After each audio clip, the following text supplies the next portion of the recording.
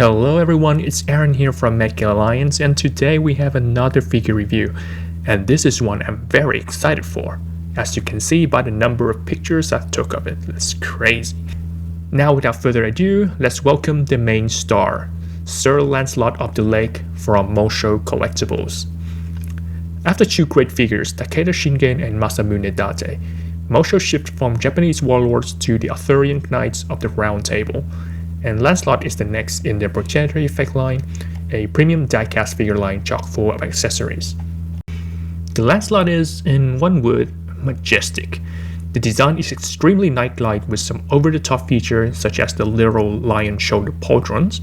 The figure is very stocky and evokes a muscular knight underneath some very bulky armor. The entire figure is painted white with metallic cyan and gold highlights. Just like previous Progenitor Effects figures, the Lancelot has virtually no clear parts on the main body, but on the weapons only, which we will discuss in a bit. We also have some great temple printed decals. They're a mix of usual mechanical decals like caution, keep out, etc., and some ornamental patterns on the limbs and armor as well as on the weapons.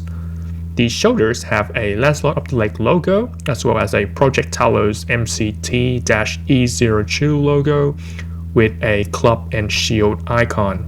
The golden accents is absolutely beautiful and the white paint is very durable. In terms of accessory, we got a variety of goodies just like the Takeda and Date. Got a bunch of interchangeable hands. Note we have some extra hands to hold some additional stuff that isn't included in the normal version of the figure. Then we have the hair part, which is very similar to the Super Robot Chogokin Genetic Gaogai Gar, but smaller and a little bit clearer.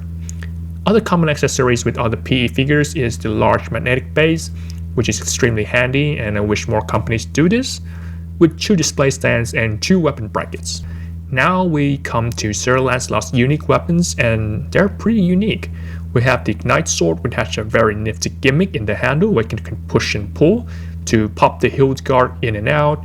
It also serves when you want to insert the sword into the shield, and it's a glorious shield at that. It's quite large, have cyan clear parts around the edges with a golden tip. The special part is in the middle where the shield spell Arendite, which is the name of Sir Lancelot's sword. It's also where the sword sits when you sheath it. Interestingly, there's also a gimmick on the shield for the sheathing of Arendite. The panel will pop out when you unsheath the sword and closes when you put Arendite in. Next is the Blaster Lance. It's a short-handled lance that can be deployed as a mega cannon by sliding the handle out. You can also see some coil-shaped clear pods in there, and they have some bling hidden inside, which we'll also talk about in a bit. Moving away from the gorgeous looks, let's take a look at the incredible articulation of this figure. Despite the bulky armor, the head can go around looking up and down. The chest and torso is absolutely impressive with a great out crunch and even side to side. I reckon there's a giant die-cast ball joint in there.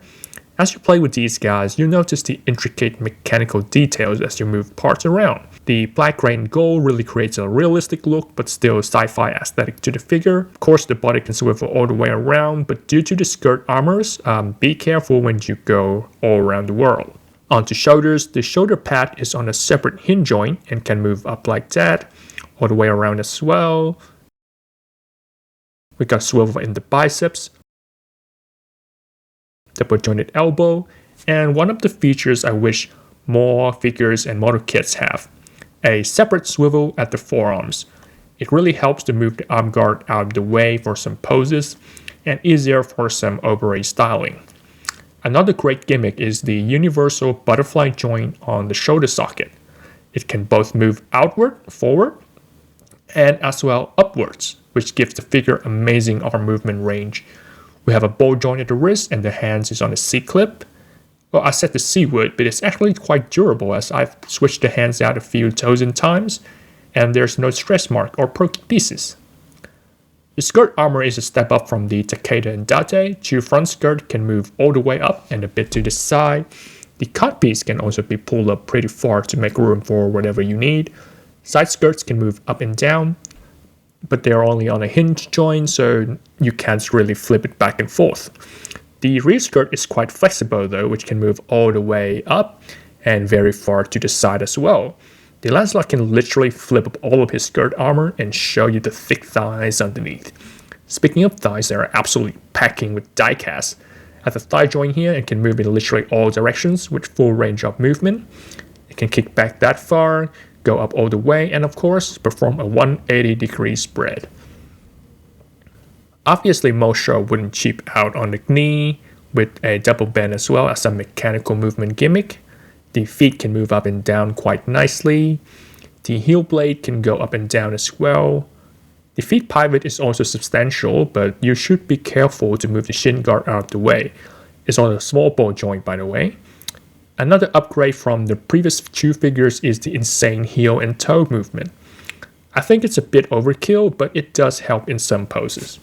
Next, we got some exciting LED gimmicks, but first you have to get quite a few batteries. Check the manuals for the batteries you have to get and install them accordingly. Let's take a look at the head. Turning it on and off is quite easy. You just need to press on the visor. The head LEDs is green and quite bright. The visor is usually prism, but with the lights on, it looks great. Next is one of my favorite aspects of this figure, the lion patrons. This one is a bit tricky to turn on though. If you have nails, you can slot it right between here and flick the panel off like so, and it will automatically turn on the lion eyes.